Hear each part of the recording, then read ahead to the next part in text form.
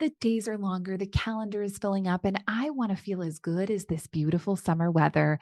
That's why I've been loving Groons. It's one daily pack of gummies that covers my greens, vitamins, and minerals, and even has 6 grams of prebiotic fiber, so I don't need to juggle a complicated wellness routine on top of everything else. They taste amazing. They're easy to toss in my bag on the go. Plus, they're vegan, gluten-free, and HSA, FSA eligible for reimbursement. Save up to 52% off with promo code podcast at gruns.co. That's code podcast at gruns.co.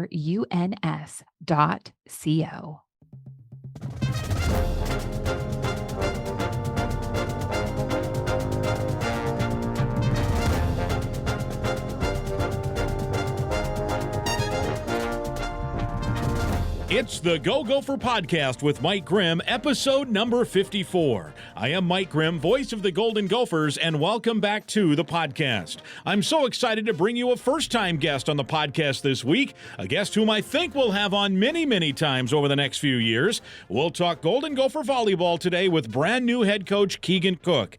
Keegan took over the Gopher program in late December and is now entering his second month on the job. He's been a very busy man during the first month, finalizing his coaching staff, recruiting players, trying to get his family moved to Minnesota, and much, much more. So we're thrilled he's taken some time to share his thoughts on that first month of the job. We get his thoughts on coaching philosophy and what to expect, and Keegan gives us all kinds of great inside info as he gets ready to take on the challenge of Gopher volleyball. Classes have resumed this week on campus for his players. Recruiting has a big weekend this weekend, and more. So stay tuned.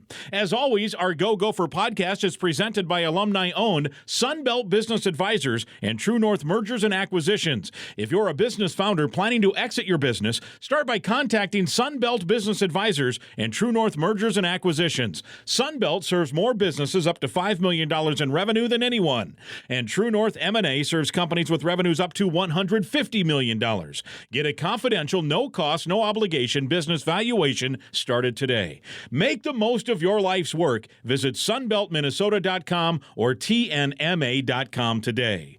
The Go Gopher podcast with Mike Grimm is also partnered with Affinity Plus Federal Credit Union. Like the Gophers, Affinity Plus is fundamentally sound with preparation, focus, and follow-through. Affinity Plus is a local Minnesota credit union providing all your banking needs, including a top-ranked mobile app. And talk about community involvement, they've got it, including great work with Special Olympics Minnesota with the upcoming Polar Plunge. Check out more at affinityplus.org/Go Gophers. Our podcast is also sponsored by State Farm agent Tony Hoagland at ChamplinInsurance.com. Our podcast originates from the Aquarius Home Services studio for episode 54.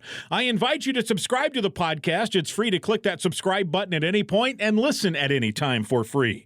You can go back and listen to previous podcasts. That includes last week's show where we took a deep dive into Golden Gopher basketball with the Big Ten Network's Corey Provis and the Gopher Radio Network's Spencer Tollickson. I invite you to go back and listen. This week, we're talking Golden Gopher volleyball on the Go Gopher podcast, episode number 54. My conversation with brand new head coach Keegan Cook is next.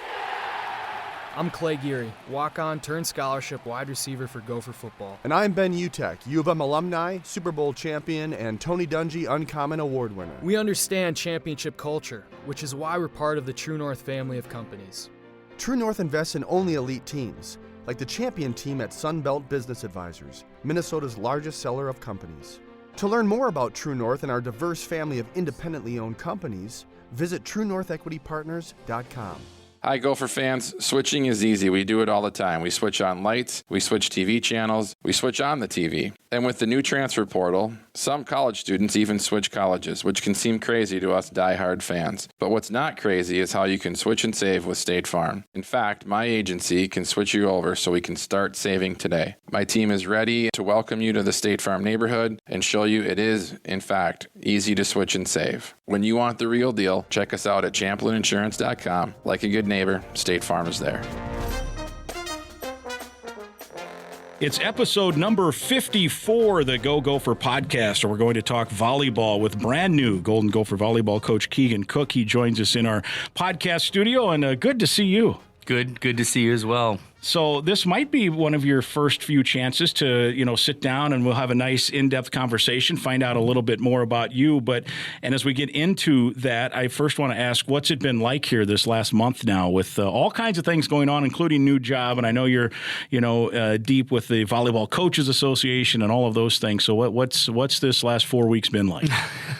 I think my line has been, it's been not boring, is the best way I've described it, but just a whirlwind in all the best ways. And some days a test of patience, but mostly just a huge sense of energy and excitement on my end, and lots of flights. I would say I've been flying around the country, meeting families and spending time. And but yeah, today, first day of classes, again, renewed energy and excitement to see this building full. Yeah, as we are taping, it's a Tuesday, so first day of the spring semester 2023. And you have, I think this week, will have your first, what I guess you would call full team meeting maybe as they start to get settled in. Is that right? Yeah, tomorrow morning, 9 a.m., sit down and with our entire staff and our entire team and get rolling here this week. Give them a week to kind of get acclimated to being back in school and lifting, and then the volleyball starts next week. What will, by the time people listen to this, that meeting is likely going to be over. But as you prepare for what might be that first team meeting, what is your message going to be to the team, and what kind of things do you want to make clear here as you start? Yeah, what I've said from the very beginning, people values volleyball, and then we've been in the people phase for the last month in terms of making sure that we've got all of our players and staff, and as well as looking at some graduate transfers as well. And now we're entering the values phase. And then can we really set a foundation for this group moving forward? And so that's the bulk of what happens this week, talking about program values and individual values of the athletes. And then, what collectively does this group want to accomplish? So that's, I think, the very first thing we begin with. And, of course, the competition will start in the fall in terms of real competition, games that you count on a win-loss record. But this is a valuable time of year, right? Not just because it's your first time and first go-around here, but a lot of stuff can happen in the spring that can set you up for success or not success, right? Mm-hmm. When the fall, the real year comes? Yeah, every team starts the same. I think people think you just kind of roll from one season to the next, but every year there's a renewal process and a setting of a foundation. And I think sometimes you can make the mistake of thinking, all right, we got everything in place and it's just going to happen, but it doesn't. You have to go through the work every single time. And so we're starting off just like every other team in the country right now in terms of setting a foundation for what this first year will be. As we talk about the last 4 weeks, including in taking a new job for you, is also assembling a staff, which is a key piece. So tell us about your coaching staff now that you have it finalized. Yeah, the two thoughts I had were everyone's overqualified for their position, and I probably shouldn't say that publicly to them, but and everyone was my first choice, and everyone had options to go elsewhere. So everyone who's joined us chose Minnesota over multiple offers to go elsewhere, and they were all my first choice, and so that was a huge deal to me. To get exactly who I wanted, and so yeah, Kristen, Eric, and Kai are all here, and they're getting to work, and it just feels like this is the staff that I've dreamed of building for a long time. If you can, just for each of those, you don't have to spend a lot of time because we'll get to know them as the years go by. But what did you like about them, and what because you need some cohesion, and you want to be on the same page, but you also want people, I suppose, that will challenge certain thoughts to create conversation to try to be better, and kind of take me through maybe some strengths and weaknesses and what you liked about each coach. Yeah, associate head coach Kristen was really, again, number one choice, very experienced within the Big Ten, both at Michigan State and Northwestern, extremely high integrity, well connected on the recruiting front, and that had huge value to me personally, coming into a new geographical area. So that was the big hire for us right off the bat.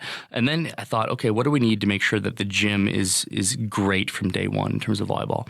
And then Eric Barber came to mind, someone who spent time with me at Washington, but then went out and carved his own path at USC and UCLA and Cal Poly, and has picked up new ideas and methods. But someone that I knew I would trust from the very beginning within the gym. And then Kylan Munoz, played for me at Washington, went off and had an incredible coaching career at Utah Valley and LMU, and again, they all share high integrity and high ability, and I think a great sense of connecting with young people these days, which is really important. And then as you get all ready, are you guys have you got a house yet? How does that all work? Because there's a professional side, right? And now there's a personal side where you're literally moving a family, you and your wife and your son. And how is that all going? Yeah. And maybe you don't want to say. No, I'm trying to figure out if my wife will listen to this because she's not satisfied with our current state. It's not the ideal time to sell a house or buy a house. I don't think anyone's looking to move this time of year. So things are a little slower than we'd like to be. But one thing I have enjoyed is exploring the greater Minneapolis area and seeing potential neighborhoods that we could possibly live.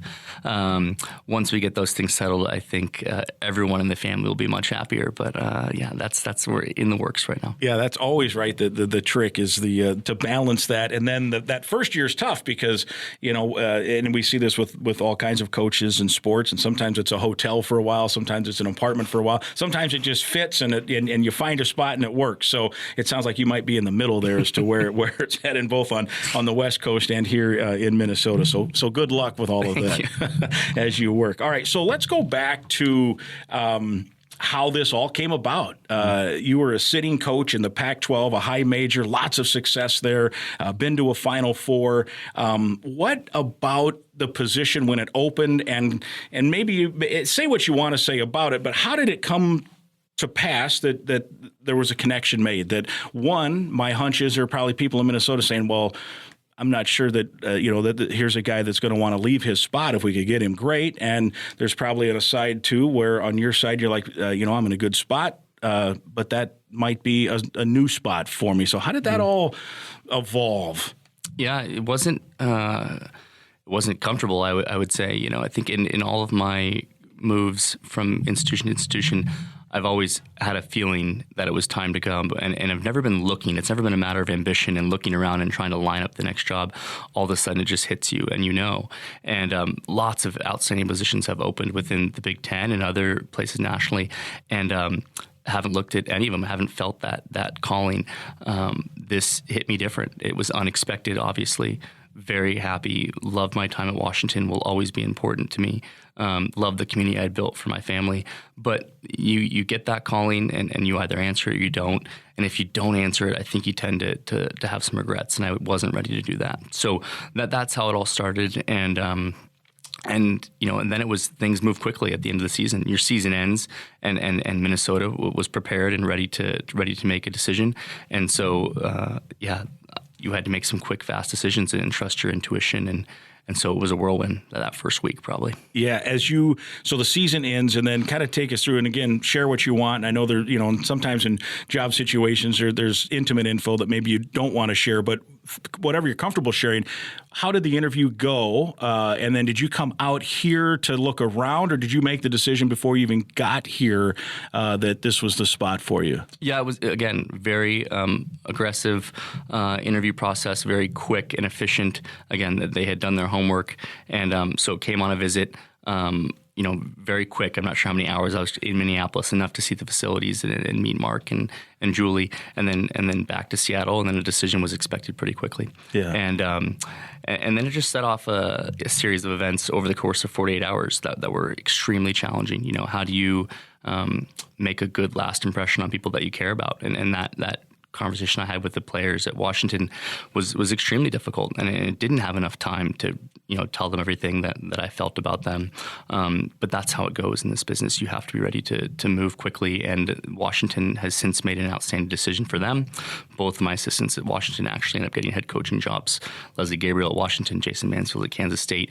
And as those things started to happen, I started to feel even better about my decision that things are happening as they should. Yeah, and because the culture can carry on at Washington, and so people, you always want to, when you leave, you want to still have a caretaker that cares about something that you poured so much into, and so that part of it's good. And then here you are at Minnesota. So what stuck out to you when you came in that quick snap to say, because you don't want to make a lot. Sometimes you're forced to. I suppose in COVID times, a lot of interviews were done on Zoom, and you couldn't make visits and these things. But you want to, before you make that decision, really come in and at least take a look. So did anything stand out to you when you were in town for those those quick few hours before you ultimately made the decision? Yeah, first off, probably the character and the impression that Mark and Julie made on me, in that process was huge because places are wonderful, spaces are important, but people are the first thing that matters. And so they made a huge impression on me.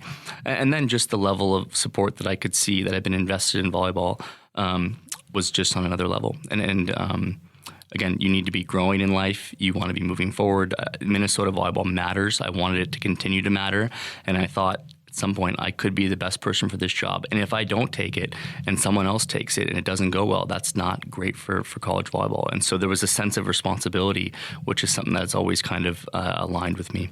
You mentioned Mark and Julie. That's Mark Coyle, athletic director, and then Julie Manning, associate athletic director. And she has had a role in a lot of hires here and obviously just really good at what she does. As you talk to them, and obviously they were comfortable with you, and you felt like that was good right there, and that people that there was a clicking there. You clicked with them. Mm-hmm. Yeah, sincerity, high aspirations, but also high support. When you have those things all together, you think, all right, this is someone that I want to work with and pursue great things with. And so those three things came together in our conversations, that they had high aspirations for what this program should be able to accomplish, but they were going to support it at that level. And that they were sincere, that it's not some sort of just transaction, that they do care, that volleyball matters to this university and this community and to them. And that was more than enough to tell me, okay, this is where I'm supposed to be. Yeah. Then you see the pavilion, Maturi Pavilion. It's a building when you count the Williams Arena part of it. And, at one point hockey was played there, and it's almost 100 years old, but there is some charm to that building. And then you factor in a season ticket base that's amongst the best in the country. There's sellouts on most nights. It's hard to get even single game tickets on occasion. How much did that factor into your decision as well? Yeah, hugely. Again, you want it to matter. You want this experience to have meaning for you and your staff and your players. And when you're part of a larger community, it means everything. And so there's been lots of late lonely nights in the PAV. I've got an office there where I've imagined what that first match will be like and what some of those great moments will be like. And I know it's going to exceed, even my daydreams of it at this point. But that space again has a history and has a reputation that I've yet to experience that I'm greatly looking forward to. Have you found too, there is a good local volleyball community. I know you want to recruit at a national level, and that has been the case, but there's also good local talent with good players, but also a community support where, like I used to joke a little bit sometimes with Hugh, like if the school would announce that Hugh was going to go, I'm just throwing something stupid out, but go brush his teeth out front, there'd be a crowd of a couple hundred people just to come and watch, because they want to be supportive, and there's clubs and there's different things. Have you been able yet in this short time to kind of catch a glimpse and a feel for just what the volleyball community in general is like here, and not just even college volleyball, but club and high school and those kind of things? Yeah, stopped a few times, a few warm welcomes that were unexpected. I think the funniest experience I had, I was walking with Kristen, after moving one of our freshmen the other day, and there was a group of young fraternity gentlemen shoveling their front yard, and one of them stopped, dropped the shovel, and introduced himself and said, "Welcome to Minnesota." And that just struck me. You don't have something like that happen to you in Seattle, but again, passionate fan bases in both cities, but there's a knowledge of volleyball here. There's a real interest to know the game on a deep level, as opposed to more of a feverish general sports population, I think, in Seattle. There's a different level of knowledge of the game out here, I think. Yeah, and I think you even mentioned on the day you were introduced, and again, I know you weren't taking a shot, certainly at your old school, but that you didn't even have a news conference when you were hired for that job at Washington. And here it was a pretty major thing. They brought in a riser and stage and a podium and media members from all over the town we're in, and videos and interviews and all that stuff. So, and look, the sport has even evolved in the last 6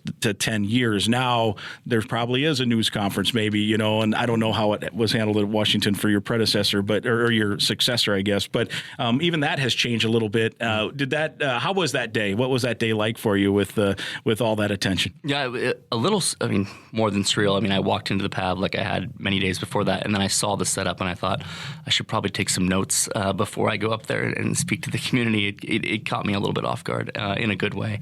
And then, you're trying to be sincere in that conversation, in that press conference. But there was definitely an element of, okay, this is a different experience. One of the few experiences I haven't had in volleyball. And so it was fun in that sense. But I definitely felt a little stiff, but I thought I did the best I could. I thought you were great. It was great. Yeah, it was good. It was absolutely outstanding. So you come from the Pac-12, which has had a great storied tradition. National champions come from that conference, to now the Big Ten, which has also had, a great storied tradition, maybe top to bottom. I think, depth-wise, it's probably the best league for the last 8-10 years, right? I think. I would guess most, certainly people from the Big Ten would suggest that. You may have a different thought coming from the Pac-12, but what is the difference? Like, I'm thinking from a football perspective, for example, the Big Ten has a reputation, and sometimes I don't even think it's right. Like, it's a ground and pound league, but then you look at an Ohio State and a Michigan, and they're as fast as anybody. And is there a similar, is there a style difference? I mean, not saying like, hey, here it's ground and pound in volleyball, but are there stylistic differences? And take me through your approach in terms of, if there are, how you transition now to the Big Ten. Yeah, good question. I think less stylistically and more in terms of the attitude of the programs and the athletes. There's a bit of a competitive edge, maybe because we're in such close proximity to each other, and the athletes often grow up playing against each other.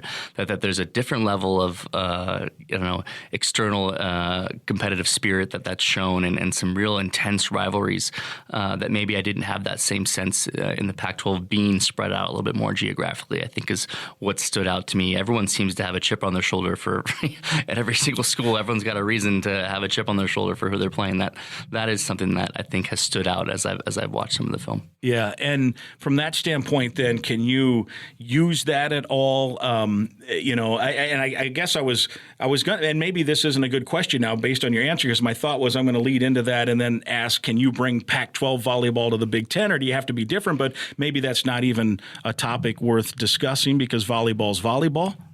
Good question. Am I bringing anything from the Pac-12? I think it's less specific to the Pac-12 and more specific to me and what I hope to bring. Just what we were able to do in my time at Washington, how we cared for our athletes while still having high performance, is something that I think I'm pretty passionate about. I'm not happy with the state of college volleyball. I'm not pleased with some of the trends that exist. I tried to exist counterculturally to that. I tried to get myself involved with the AVCA and with USA Volleyball, because I think we have a responsibility to be part of things bigger than ourselves. And my hope is when we have success here at Minnesota, that it does have deep meaning, and maybe it changes the trend of things that we're seeing in college volleyball in terms of the kind of experience that athletes have over the course of those 4 or 5 years. Yeah. All right. I'm going to take a little detour based on that answer. What are some things, let's talk philosophically, nationally, that you aren't happy with, that you'd like to see maybe get back on the road to the right track?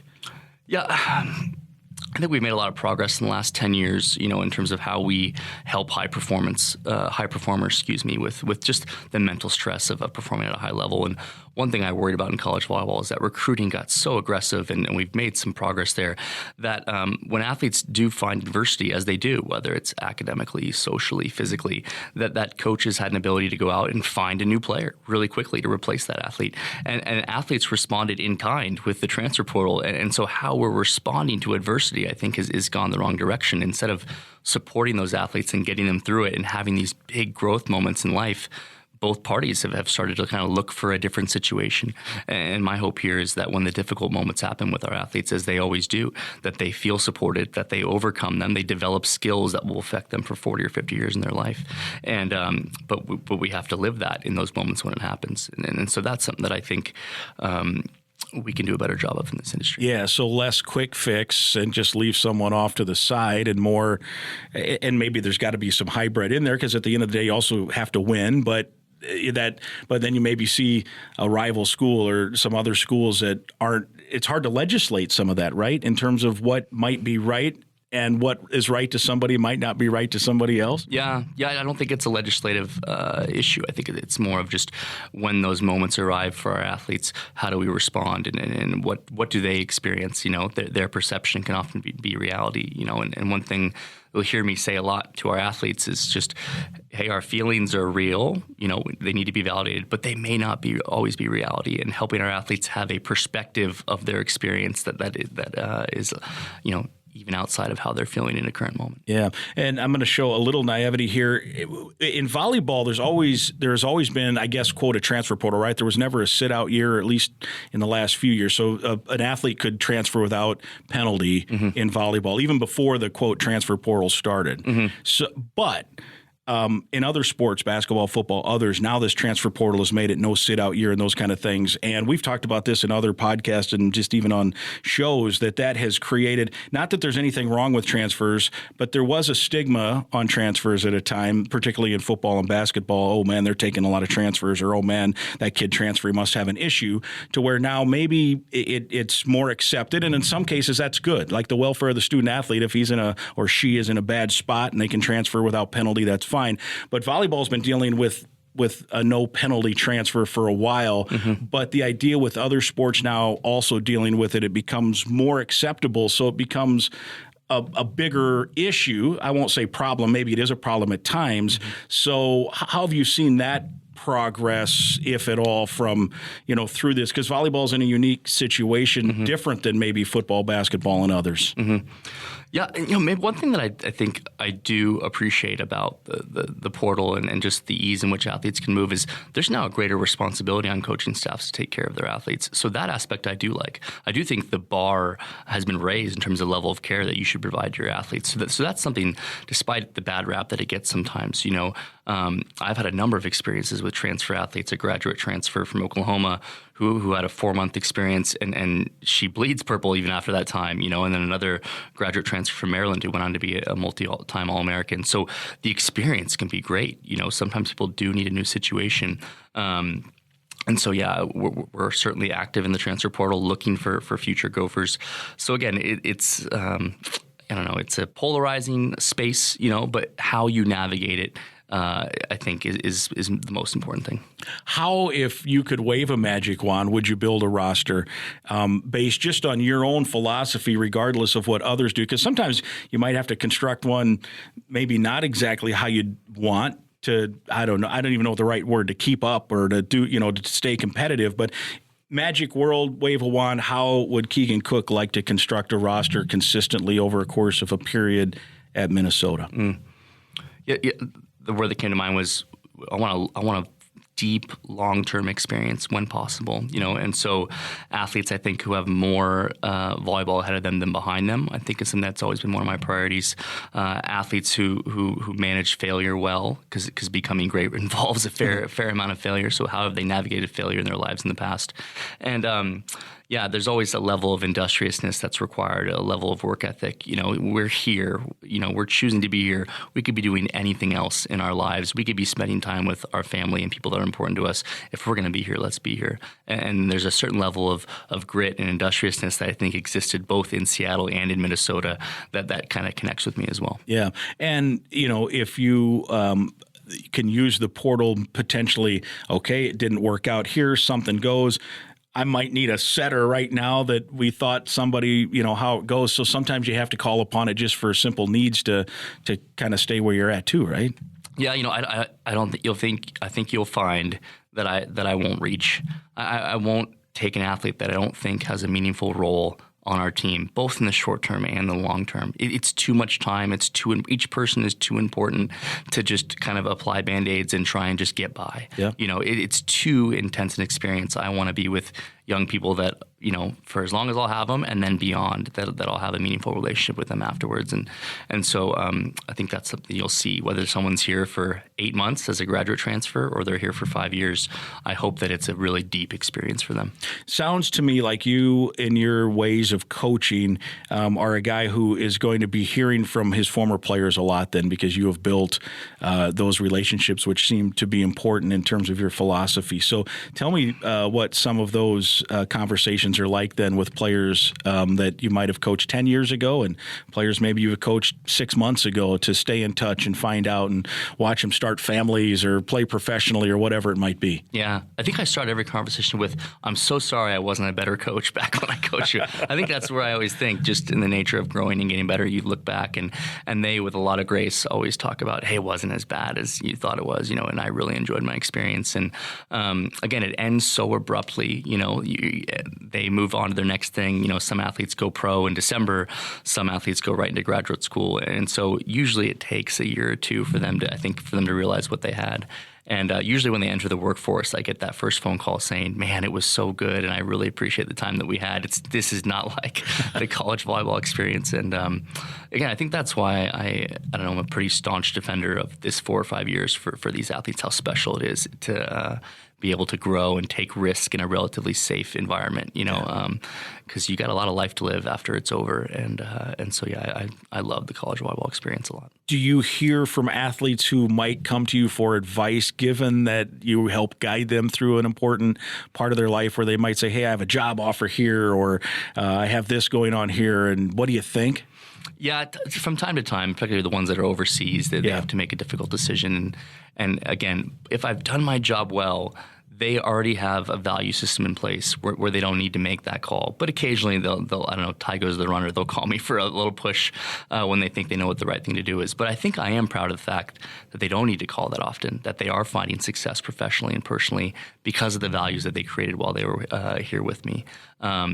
So that's my answer to that. Yeah, and you have, I think if I read right, you had never had a transfer player, right, through your whole head coaching career at Washington? Yeah, 8 years at Washington, and again, the environment. And when I say that, I mean transfer away. You had brought in a transfer, but I should clarify before we further that you didn't have anyone leave the program to go play elsewhere. Yeah.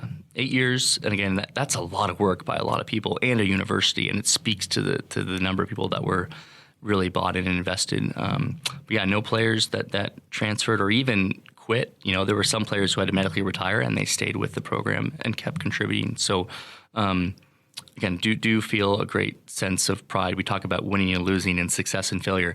That certainly is one of my greatest successes in my time in Washington. Are you, in your philosophy in terms of a coach, when you try to balance, and I think you've hit on it a little bit here, building the right way and approaching things in the right way, and it doesn't have to mean that you would sacrifice wins, right? I mean, you can, there's that, I suppose that perfect hybrid would be you can do that and win at a high level, which you did at Washington. What is the fine line there between, reaching for that ultimate goal and then also coaching the way you want to coach without compromise, I guess? Yeah, has to be both. Yeah. If it's not both, then I know that I'm not going to be personally satisfied. If we don't reach our competitive goals, then they'll discount the way that we've gone about things. And if we reach them and pay a price that you shouldn't pay, then what's the meaning? And I've never understood how someone could kind of cross that line and get to that pinnacle moment. How sad would that be? I imagine them in that moment. How sad would that be that you finally get there, but I didn't get here the way I was supposed to with all the people that are supposed to be here with me. So I'm going to be pretty uncompromising in both those spaces. We have to do both. How patient sometimes does that make you, or have you found that if you're coaching good people that the success follows anyway?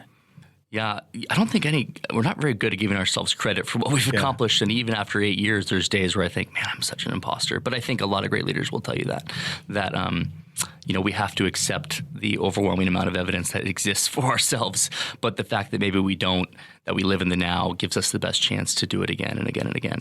Are you generally an optimistic or pessimistic coach? Because I think Hugh has talked about that coaches are perpetually disappointed because they always want more. They want to make an adjustment even in times of winning. And I think PJ Fleck on occasion has stolen that line from Hugh. And I'm not saying that Hugh or PJ are pessimists. I think they're two of the more optimistic people I know, but maybe the word would be satisfied, never quite satisfied, even at competing at a high level. How do you balance that, between wanting to always strive to be the best, but enjoy the ride, right? Mm-hmm, mm-hmm. And as you were talking, I was thinking, have an irrational belief of what's possible, of what the athlete's capable of, maybe is how I would describe that. And, that there is a line, I think, I worry about perfectionism in young athletes and the effect that has on them. That's something that I'm very aware of, that will never be perfect. But I do, again, irrationally believe in what each player is capable of and won't be shy in trying to help them share that same belief. Yeah. Let me chat real quick here about Affinity Plus, one of the great Gopher sponsors there is. They're your local credit union, proudly serving Minnesota since 1930. If you're a current Gopher student or a proud Gopher alum, either way, you're eligible to join a financial that wants to build a meaningful banking relationship and put you first. Meet with a local employee at any of their branches statewide, including one right near campus on University in Minneapolis. To learn more or find other ways to connect, go to affinityplus.org/Go Gophers. Affinity Plus Federal Credit Union, federally insured by NCUA, and a proud sponsor of the Go Gopher podcast with Mike Grimm.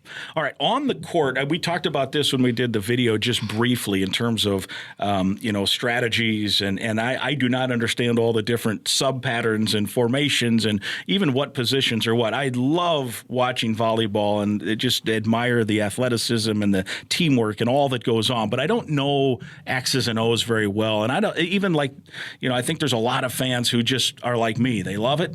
I don't know, well, why isn't that working and why is that working? So for those real diehards who are listening to the podcast, what philosophically X's and O's wise might they see? I suppose you want to keep a little secret too, right? You don't want to tip your hand, so to speak. But what do you expect from what you want to put on the court? Mm-hmm. First of all, stay in that space mentally. You sound like me as a soccer fan. I know little and I enjoy a lot. Yeah. And so that's my first advice. Stay in that space. Things that are important to me that always have been, just serving is something that has, when I was at St. Mary's, it was our secret ingredient to kind of get things going against some very competitive programs in San Diego and Pepperdine. So serving has been a part of my coaching career at every level, from club, from my time at Washington, will continue to be here, helping our athletes create aggressive serving identities that they'll execute in all conditions. So that's something that's important to me. The speed of this offense was very impressive to me last year. I expect that to continue. I expect there to be some modifications, as there always are, but it should look relatively familiar. It's not something that needs to be changed too much. Again, I've got a strong belief in what's possible as in a blocking sense. I think this team, which was a great blocking team last year, can be one of the best blocking teams, and certainly my staff has heard me talk about that. So those three skills stand out to me. And then lastly, I think people who are watching this team know that we've got some younger outside hitters who can develop, especially in their serve receive. And so this winter and spring, we'll be spending a lot of time investing in their ability to receive serve. And that's something that I'm looking forward to. Recruiting, how has that been? How have you been received? What's the feedback you're getting as you now hit the road and start recruiting future Golden Gophers? Yeah, a lot of excitement. We're in this period now. We don't start officially till February 15th, where we get out and get to see the younger athletes, but lots of conversations with graduate transfers at this point. And, we'll have an opportunity to host some on a visit here this Friday, which is a big deal for us. Again, we've got a great core of a team, and we'd like to add a few more pieces here. Again, they won't be able to join us until June, but we're going to hit the ground running in that space. All right. You, as a volleyball coach, started as a volleyball player. How did your love for volleyball start? And you played at St. Mary's, and kind of take me through when you first realized that this was a sport that, one, you loved, and two, here you are now all these years later, and it's a vocation and a passion all rolled into one. Yeah. My playing career is the shortest part of my relationship with volleyball. Younger brother of a Division I player, and certainly found the game and had some good mentors and some good coaches, but never physically able to play the game as well as I wanted to. I originally plan was to be a high school math teacher and to coach high school volleyball. I started coaching high school volleyball at 18, so I was an 18-year-old coaching 14-year-olds, and then the next year I was the varsity coach, so I was a 19-year-old coaching 18-year-olds. Oh, my goodness. And you do some growing up pretty quick in that sense. But as I went through my college career, I got involved with Rob Browning, who was on the same staff as Hugh for the Olympic team, and Rob was a huge mentor. He got me involved in sports analytics really early. He understood my affinity for math at that time, got me involved with video and sports analytics very quickly. I remember him handing me a laptop with a program, and then he walked away and said, "Here you go." And then I figured the rest out on my own. But coaching all day and all night. I'd be at St. Mary's all day, and then I would coach these competitive club teams all night. I did that for 10 years at St. Mary's as both an undergraduate and a full-time assistant coach. And to some degree, head coaching is head coaching. Having difficult conversations with parents and athletes, having to make tough decisions, having to manage in-game decisions, all those things. I was building skills without really even knowing it. And so when the opportunity finally did come for me to head coach, I had experience in that space, even though I'd only been a collegiate assistant. I think that time was very formative for me. Wonderful philosophy, good background. Volleyball also, we mentioned vocation, passion, and I don't know how you and your wife got connected. I know she is a former player. I'm assuming that you met through volleyball as well through that part of your life. Yeah, I think about that a lot now. Just volleyball, that the game gives back. I'll tell the athletes that. We have a lot of days where we're grinding it out. Think about some days standing in convention centers recruiting for 12 hours on cement, and those are not the most mentally stimulating days. But if you do it enough and you're planting enough seeds, the game will give back. And so the most important people in my life I've met through volleyball. And my wife, who was a professional player and All-American at Texas A&M, was actually a tour guide in her off seasons overseas in Europe. And so she would take American college teams around through Europe on their foreign tours. So she took the Washington team on a foreign tour in 2017. And so that's where I first met her. And it was the best money that Washington ever spent for me, in terms of letting me go on a 10-day trip to Europe with my future wife. And stayed in touch. I think our first date was in New York, and our second date, right before season was about to start, I flew to London for our second date, and then she had moved to Seattle by January. And so I'll tell the athletes a lot. I'll joke with them. I'll say, hey, if you don't know, don't go. But when you know, go fast. Yeah. And so, I'm very thankful for volleyball bringing me Sarah. Yeah. And now Oliver, your son, right? Yeah. So that's he is what now, year and a half? He's probably 13 months. So just over a year. Yeah. Attitude-wise, he might be 5 years old, but it's a fun time. He's back in Seattle with Sarah. I get some pictures every day. He's on the verge of walking. I'm hoping to get this house figured out so that I can see those first steps. But again, what a wonderful thing. Besides coaching, being a husband and father is just the best. Yeah, and all this kind of through volleyball, as we mentioned. Last couple for you here on our podcast. Also, you think about that, and you met your wife overseas. You've coached on national teams. Think of the places and things you've gotten to see just through volleyball, right? Yeah.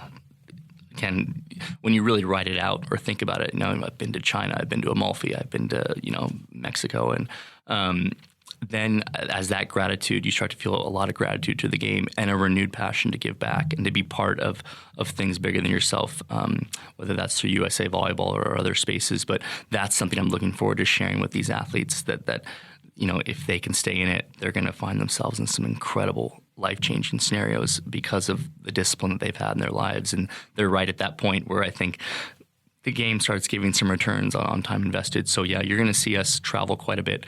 I think that's going to be a big part of our program. Yeah, and just generally, that schedule, are you thinking you want to keep it, a tough non-conference schedule? And even that, even domestically, you think about in recent years, the Gophers have been to Florida and Texas and California and, Oregon and other cool spots. You're going to get to Happy Valley and Champaign and Ann Arbor and, when you're at least you get to go in the fall. We go for basketball, and it's it doesn't matter what city you're in the Big Ten. It's gray. The sun's never out. I think the sun only shines in Minneapolis, but at least in the fall early, you get to see some cool spots. But philosophically, schedule-wise, that was a long way to weave into what is your general thoughts scheduling? Yeah, I like it. There's lots of ways to go about scheduling. I think fans have a misunderstanding of the difficulty of scheduling. It's like recruiting with more, back deals. It's the worst, honestly. So, but you don't just get to pick where you want to go or who wants to play you. It's a very complicated situation. But what you can expect from us is a very challenging schedule, especially right off the bat. The first 2 weeks, I can tell you what we're working on will be very difficult. But then I hope to put this team in special spaces. I hope to put them in venues that appreciate the game, in venues where fans are going to show up. These athletes deserve those experiences. We're not going to grow the game unless we bring those kinds of matches together. So I think you can expect that some of the most, hope to put these athletes over the course of 4 or 5 years in as many of the great volleyball spaces in this country. That's just been my general philosophy. Great. And hopefully get the chance for some of those Gopher fans to go on the road with and see some of those cool spots and cheer on the maroon and gold. Well, I've kept you longer than I promised already, but very compelling.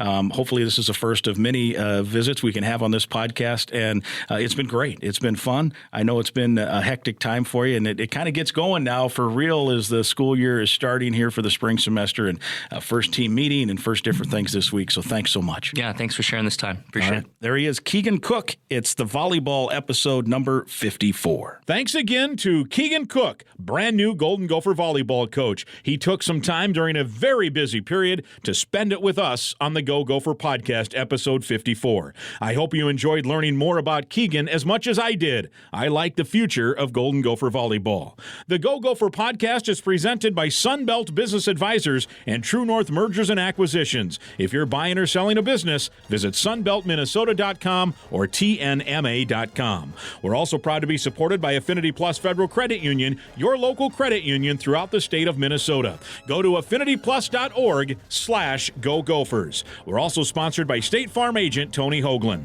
Again, I'd invite you to listen to past podcasts, and please click the subscribe button right now to the Go Gopher podcast. It's absolutely free. And share the link on your social media channels so others can listen as well. We'll talk again next week.